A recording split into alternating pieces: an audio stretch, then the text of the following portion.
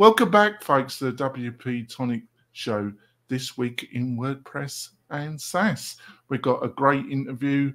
We've got Ben with us, Ben Pines, lead at Elementor. We're going to be discussing all things Elementor, what they're up to, what are they planning, world domination. Are they going to do some more great YouTube videos?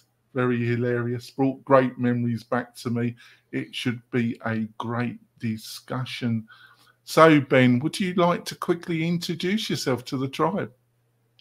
Yeah, sure. So my name is Ben. I've been in marketing for, I think, about 18 years. I joined Elementor actually as the first marketer, kind of the second employee back in 2016. And I developed alongside with the company. I was the head of content for a few years. Then I left 2 years ago to work in an AI company.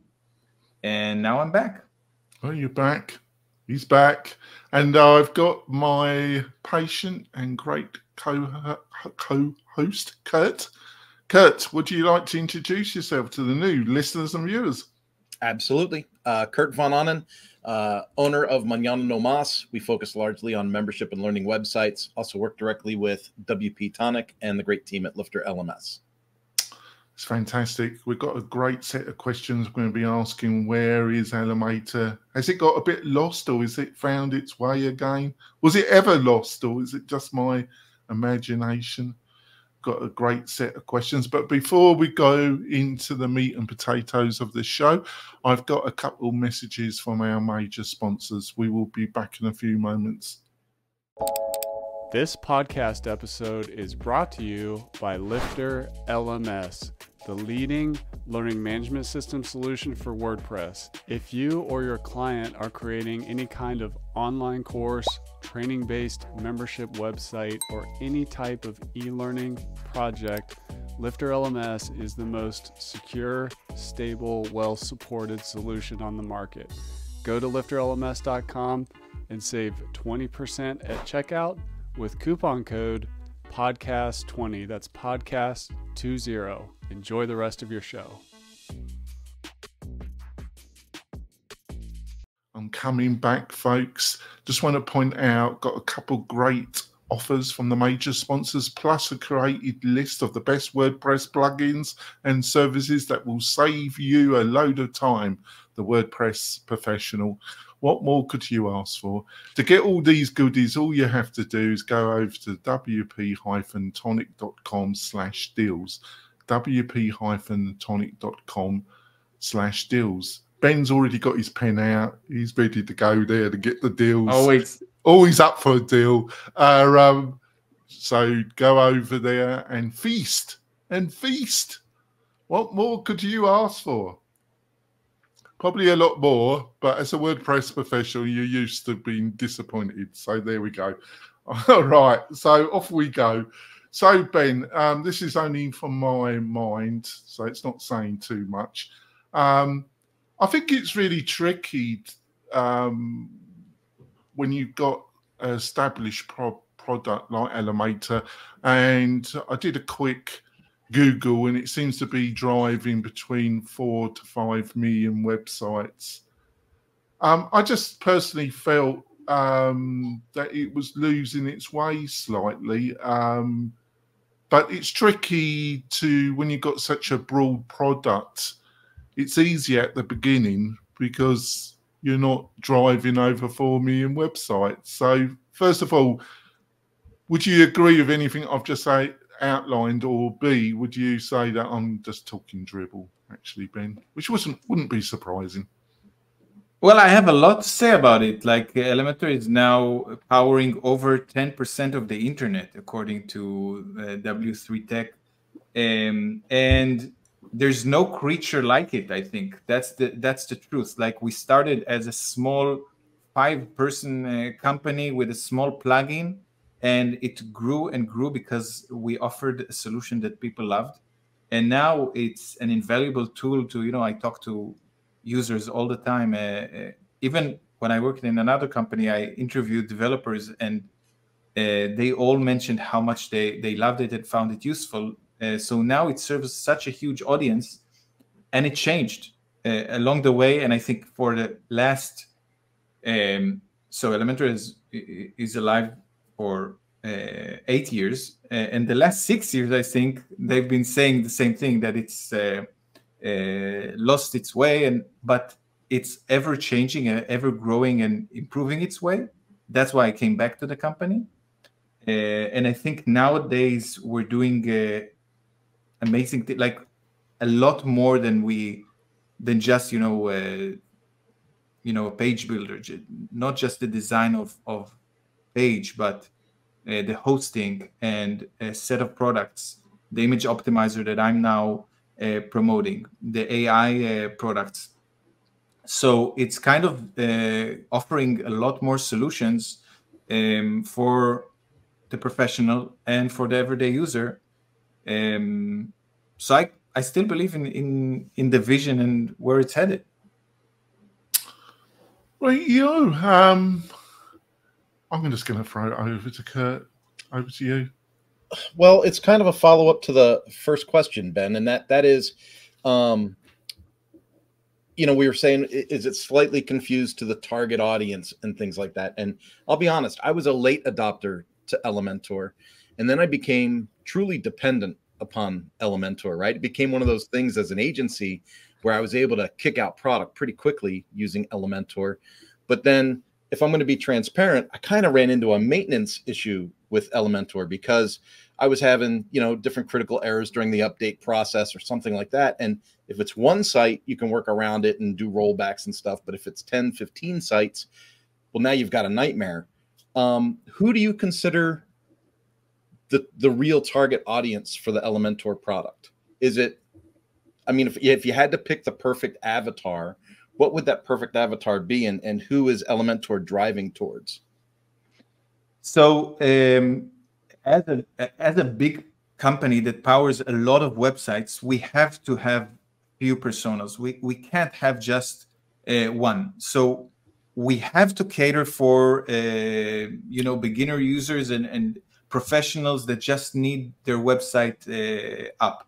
But I think the thing that is leading the vision is always the professional, the agency, people who do it for a living, the web creator, that need professional tools. And since day one, this was the goal, not to compromise and to offer a solution that gives you the top-notch design, the uncompromised design and performance, and everything a developer and a professional designer needs. And that's a much harder task to fulfill, a much harder vision to accomplish than just serving like the beginners that just need a page up. So I'm not saying it. Of course, we have to cater for beginners and newbies, because it's part of the people who pay us and rely on us. But definitely, what steers the ship is the web creator, the professional. Thanks. And that kind of leads into the next question, which was really centered on Elementor's kind of extra focus, or I shouldn't say extra focus, that's up to you to say, I guess. But from going from a page builder to having fully hosted page and fully hosted web building experiences, has there been, would you say, benefits or like consequences to kind of spreading out that focus? Well, it serves the same purpose. So a professional, an agency, or even a beginner, they want to have their website up, and they want to have a successful website that brings them success and business success and appearance online. So in the beginning, it was just the editing, the building part.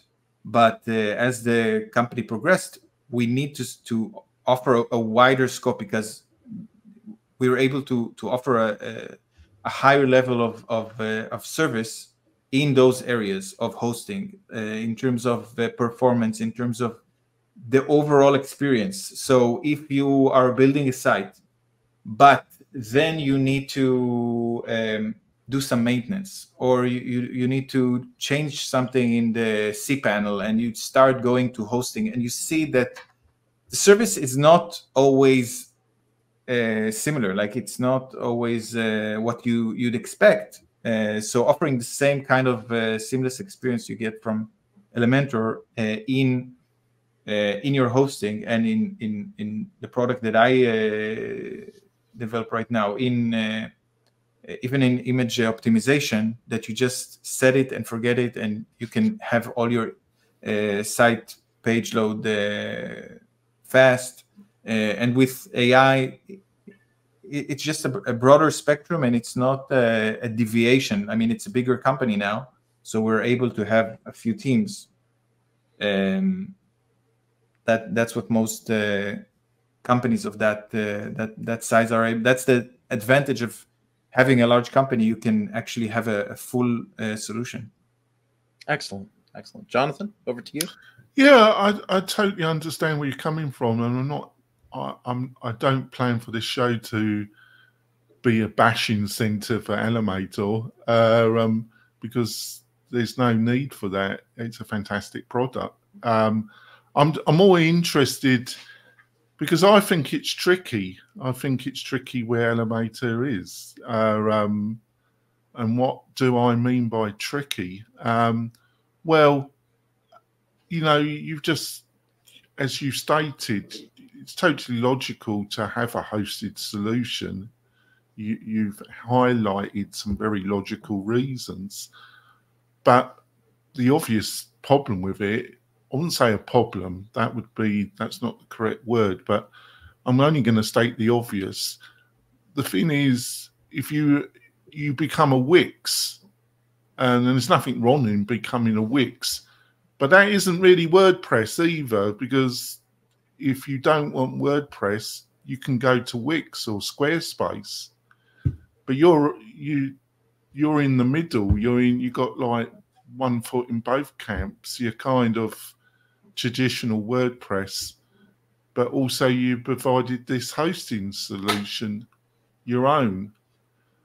I don't know if there was a lot of debate about going those two routes and ongoing discussion about how you deal with maybe the natural contradictions of those two approaches, if you think there are any contradictions. I think the real question is the user perspective. So nowadays, if you think about it, the user has a few options. Okay, they can go to Wix or Webflow or Squarespace, that I think now has been acquired, or WordPress.com, which is also WordPress but hosting. And or they can go to one of the hosting providers, and some of them are great but very expensive, and some of them are very cheap but not so good. You get a bad experience. So is there the question, I think, is there a need in the market for something better? Now, supposedly that's the promise that we give, and then we need to deliver it. And I can tell you that it is getting better, the solution, but there's definitely a need. There's no question that there is frustration among users that they are running their site, they're building a site with Elementor. Suddenly they need to do something. They need to migrate. They need to set something up with their email on their host. You know, some hosting, they even block their email. You can't send email because the SMTP is blocked. So there are so many problems that the user faces. So that's how business works. We see that, and then we see we can offer the solution, and if we can, and we are able to charge, so it's a sustainable business, then it's kind of a win-win. Now it all depends on whether we can offer something that others don't. And I've in the past I've talked to customers of Wix and Shopify and Webflow, and I know the frustration there, and I know even the numbers that they're sometimes users have to pay there, because they're basically hijacked. They have their site and everything, and they can't transfer. So it's a closed system. So yeah, I think there's a lot we can offer there that can change the market and can do a lot good. Yeah, I follow it because I'm not, because like I say, I think it'd be the third time I've said it in this interview. It's tricky. I'm not saying that anything that Elementors are trying to attempt or always doing is in any shape or form not right or utilize that language. It's just business. But I think it's really tricky. I think there's a lot of people, it's finding that sweet spot where you kind of offer the reliability and stability of a SaaS product, but you got the other foot in where you got the flexibility and choice, but you've also, it's slightly more of a Wild West platform where it's self-hosted. I just think it's all very tricky. But what has led your decision to come back and have another go at all of this? Yeah, when I left, I was kind of I started in 2016, so I was a long time in the company, and I felt like I didn't want to just be Ben from Elementor. I wanted to do something else, and I did, and I was fortunate to be in a great AI company. It even start kind of a new brand talking about AI and writing and a lot of things I did. And then I decided to come back because I met with the founder and with Yoni, the founder, and saw the change that was happening with the company and the new product lines and the opportunity that it's kind of like the opportunity to get back to building new products again because we have new lines of products. So that's where I wanted to hop on the ship again and get back to the company. Right. I think the other area which kind of people, I think Kirk has touched upon it about some of his frustrations with updates.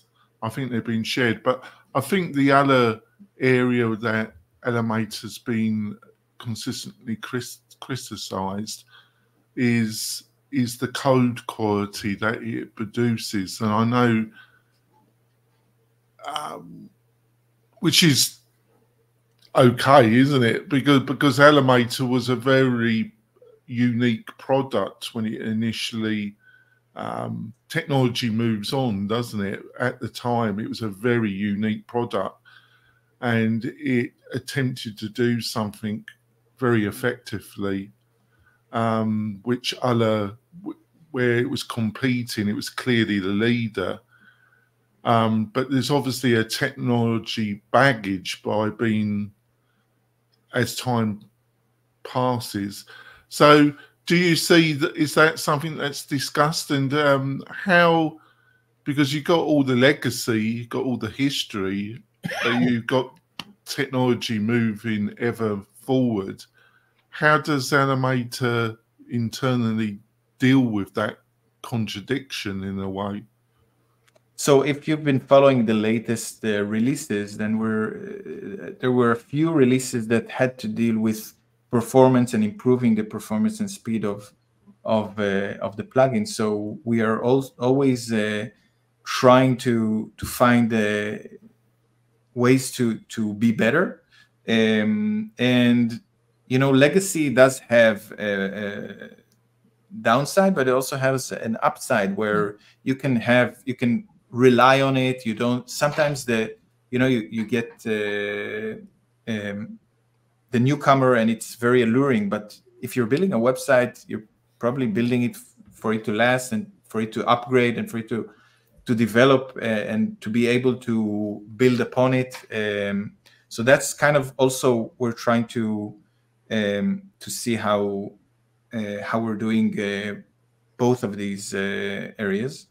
So it will continue to develop. Listen, we just like in the last year, we added the AI, which is a totally new way to build sections and containers, and so I do think that like there is a way to innovate and to change and to make something new, but I think there's a lot more value with this. I think rarely does a site succeed because because the code was the best. That's the truth. Site succeeds not just because of it. It succeeds because of the design, because of the functionality, because of how it's planned and invested on. So I think sometimes there's what you call over optimization, where people kind of tunnel vision and think about matters of code. I know a lot of high volume, high traffic e-commerce sites and brand sites that are generating, hundreds of thousands of visits a month, and are able to scale with Elementor. So the proof is in the pudding, in the sites that are running, in the complex sites that are running Elementor and doing it successfully, I think. Yeah, I totally understand where you're coming from, and in some ways I agree with you. I just think, like I say, I think this is a kind of grey area, because the type of people that listen to this particular show, kind of WordPress professionals, a lot of them are driven by accessibility code standards. I do agree with you. I think to some degree it can be overdriven. But have you, because you got this whole, like you say, you're running 10% of the internet, so you've got a huge diverse group of people who, for understandable reasons, have very diverse needs and wants. Have you thought about doing what kind of Wix is doing? You have a kind of professional tool.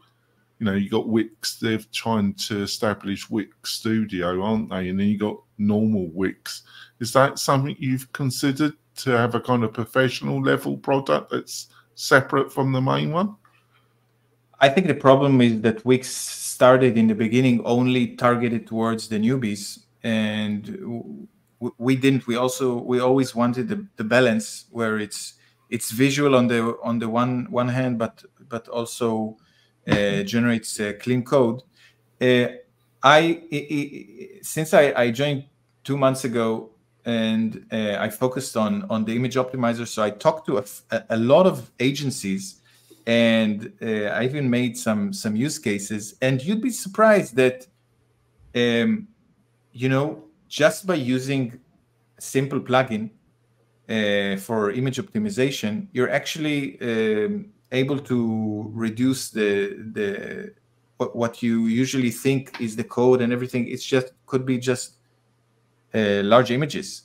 So one story was a site that was 1.5 gigabytes and was reduced to a fraction of that, and the page load speed just jumped.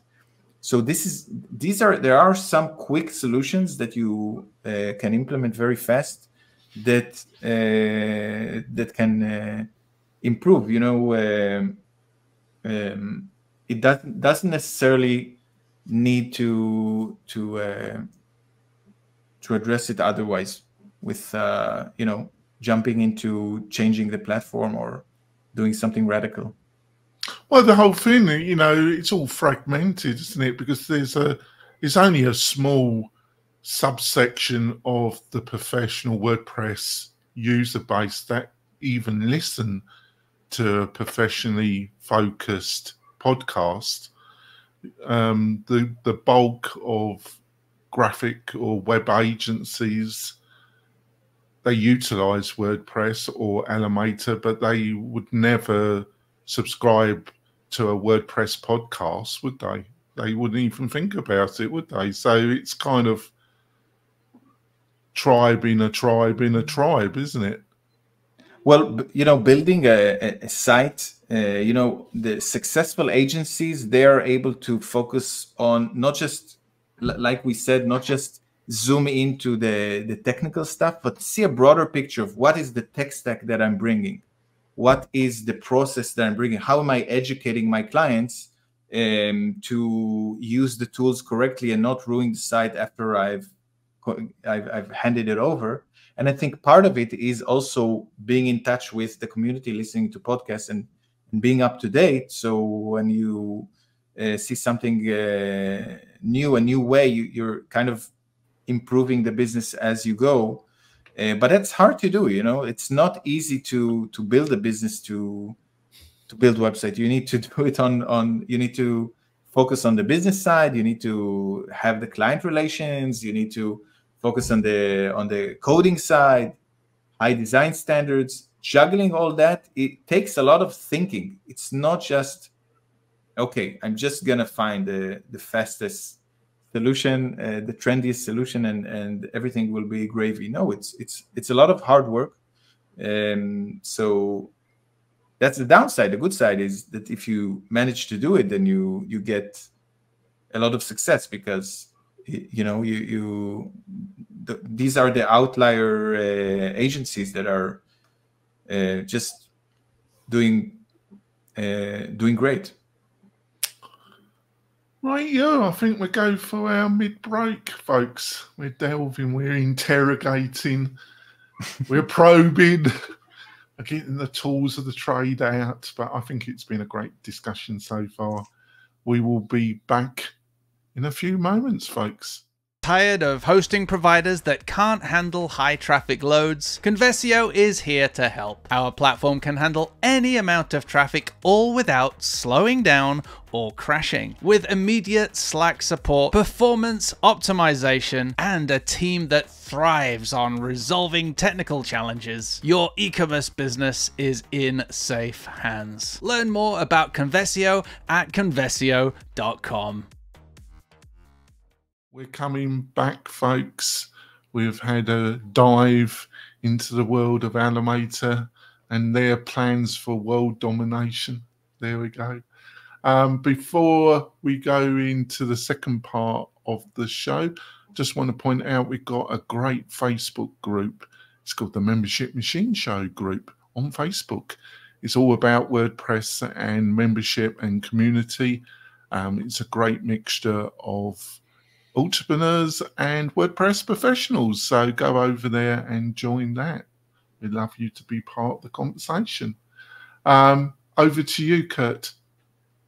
Thanks. Ben, coming on here as the marketing expert, and you have, you know, obviously the chops to have this talk.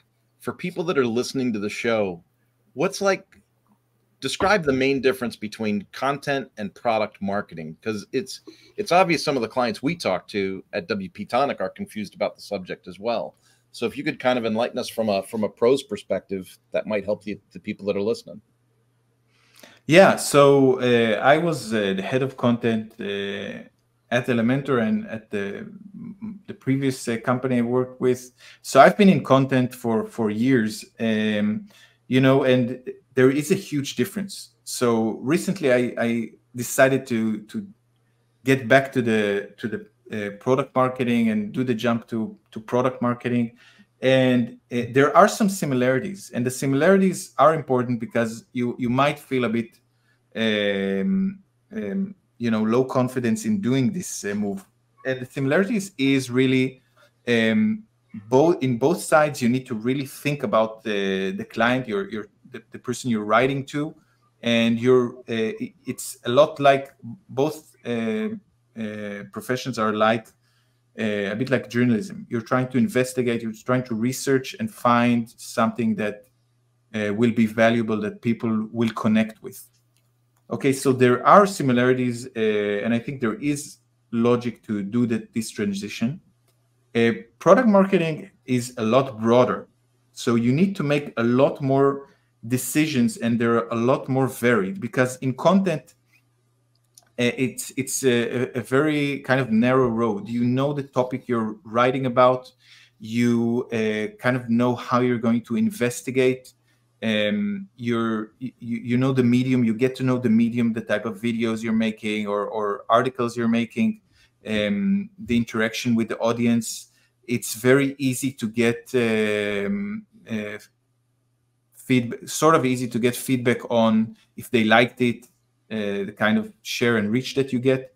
And when you're trying to do product marketing, you need to hold the product from both ends. So you need to communicate with all of the various elements that develop in the company that develop this product, whether it's data and the product team and everyone else, including the content team. So you need to communicate with all of them, know the situation, and it's so broad because you're basically trying to make products a success. So you need to be able to know where to focus on. So it's not like you have a goal asset that you need to write something, or you have your weekly thing that you publish, but rather you need to understand what is the strategy, what is holding you back, what right now is the best way to kind of reach the next step. So I think it's a lot more agile, and you need to move between hyper focus, where you do need to kind of produce and develop some sort of marketing material for the product you're developing, and sort of more the big picture, where you're trying to figure out which area to focus, what is the challenge right now, how you're gonna fix the problem. So all this in combination with the fact that things happen and you can't predict them, make it very challenging. But it's for me, it's been fun to kind of have a new, different kind of challenge in my life. Nice. And then kind of as a follow-up to that question, how much do you relate marketing to the idea of sales? Yeah, I heard about this line, marketing is sales at scale.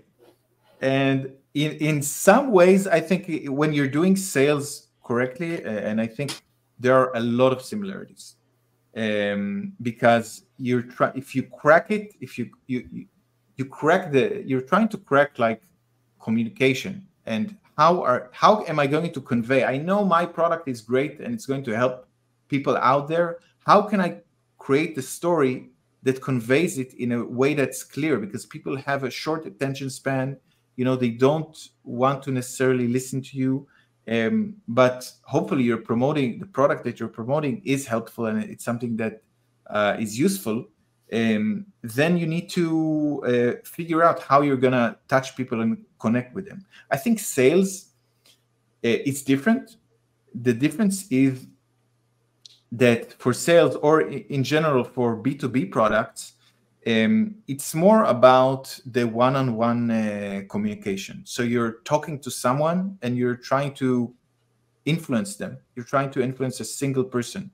For me, what I love about kind of more B2C or kind of more of a mass market marketing is that you have an audience. You need to.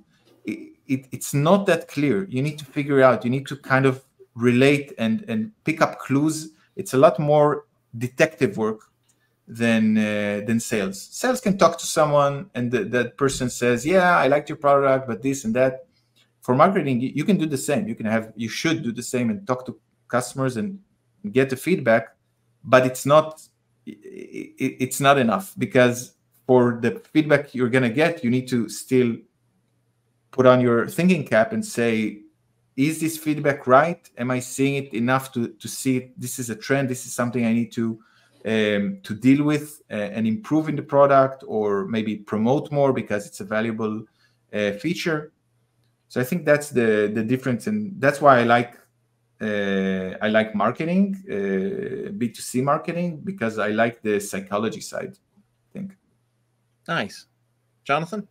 Yeah, I think you know, some of your adverts were very original, but focused, you know, but they had a lot of reaction. I can't talk. That's a problem for a pod host, isn't it?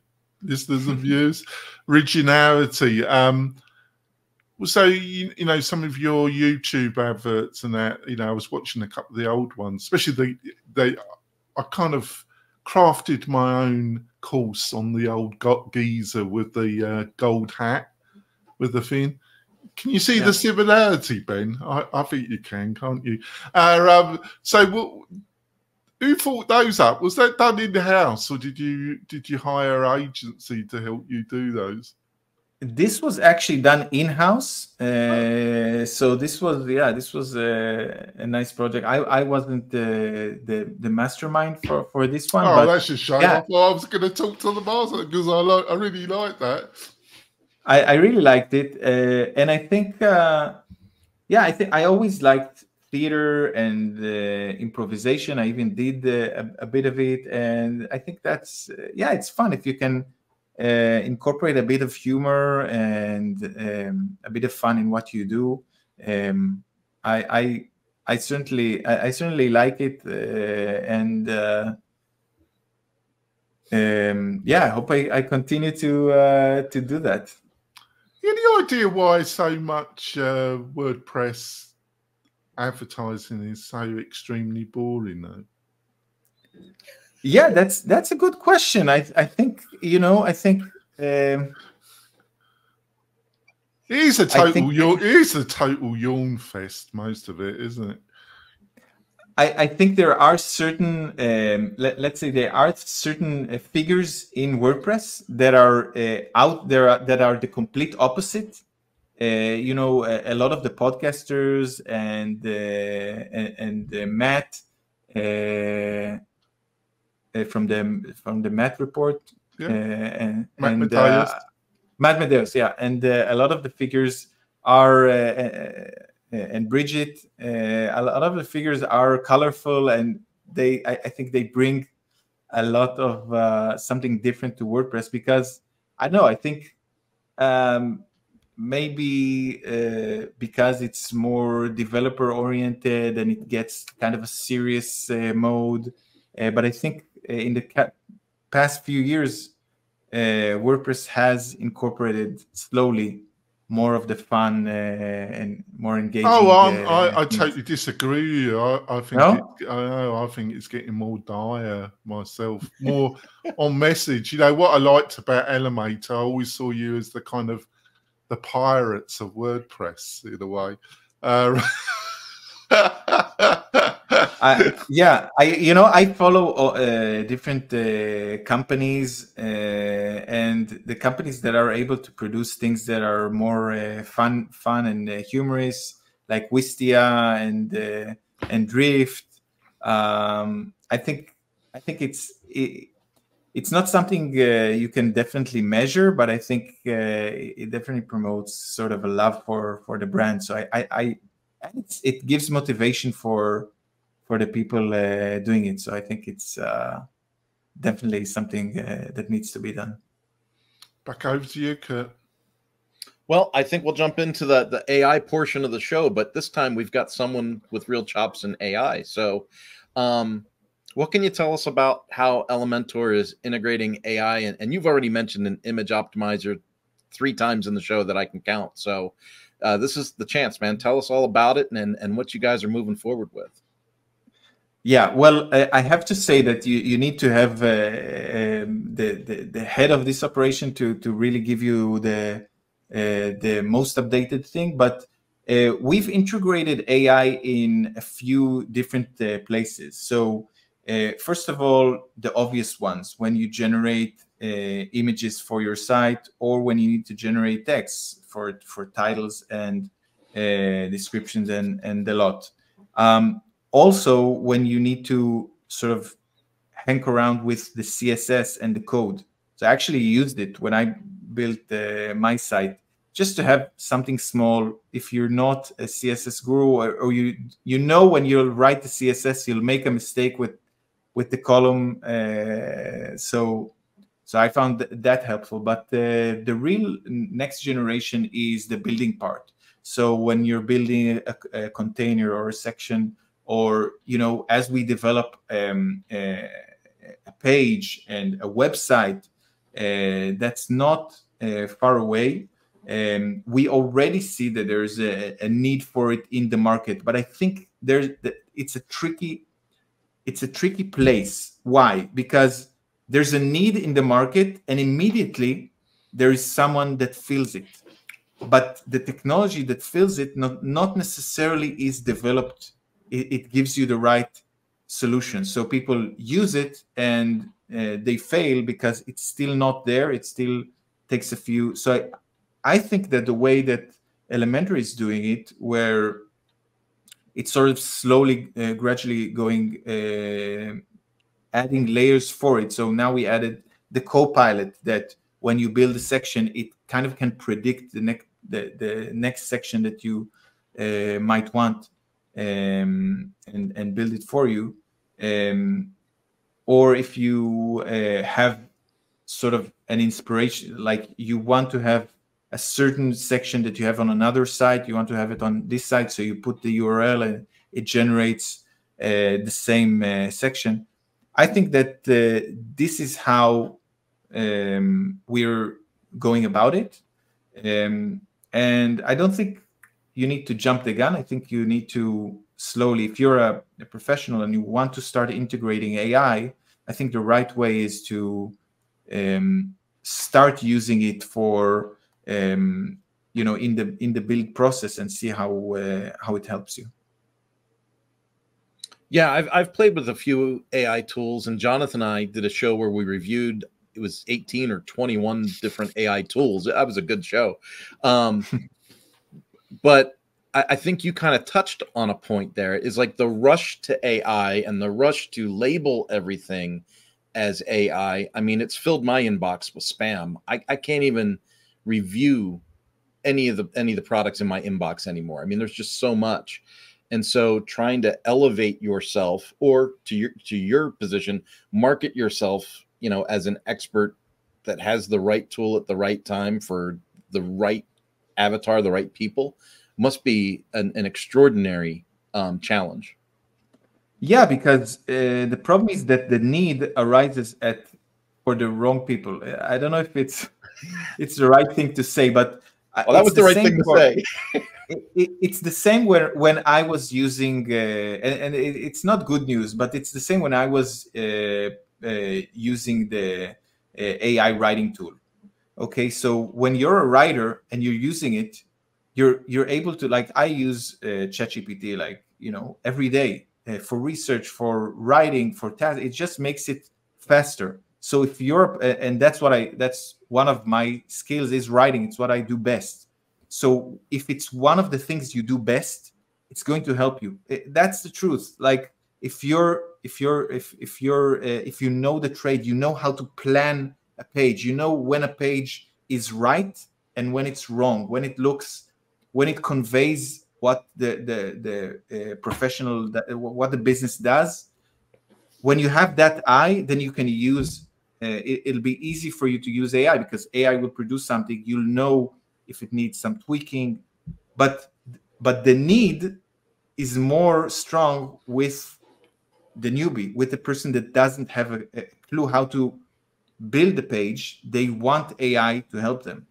But unfortunately, the people who will win the most with this AI, I believe, are the people who have this sort of eye for how websites should be built. And it's not different than it was like 8 years ago when I started. Like the professional companies, they're able to produce, or individuals or freelancers, they're able to produce websites that you can instantly say, this is good. This is showing the business in a way that's respectable, and branding wise, it's doing a good job. And that hasn't been solved yet by AI. Yeah, I think we're kind of similar in that kind of page there, Ben. I feel the same, that there's going to be such a proliferation of AI and AI content that there's going to be an elevated need for that human touch, right? For an expert to come in and go, no, this needs reformatted, or this needs re-edited, or this needs drilled down. Because the more AI trains itself on AI generated content, I think the more muddied it might get. So I think the human perspective is really going to be a high value for those that really train themselves up on it. It's a good opportunity for people who are, like you said, who are skilled, and for the less skilled one, I'm afraid it's not good news. It's not good news. Not good news. Well, Jonathan, with that pessimism, I'll pass it over to you. Yeah, I've got a kind of off-script question. So what's your, what's the internal discussion in Elementor about Gutenberg? You're in the WordPress community. You're there. You got 10%. Yet you got this juggernaut, or this attempted juggernaut of Gutenberg, haven't you? Which you're part of WordPress, but you're not part of the Gutenberg juggernaut, are you? But you're still running 10%. And I don't know if it's growing. I'm sure you're not going to tell me. But how do you? It must be ongoing. How do you see yourself as part of WordPress, but also part outside of this Gutenberg thing? Well, we now have Miriam Schwab. I don't know if you had her in your show, which is she now is head of WordPress at Elementor. So we totally understand it's part of our vision to promote and to develop WordPress. We have core contributors, like a developer that is a core contributor to WordPress, and a few people in the company contribute regularly to WordPress. And we see it as part of our mission. And we actually, we also see it. We see that Elementor is driving people that would have gone to Wix or another solution. They're choosing WordPress because they know they have a way to build that's easy and scalable.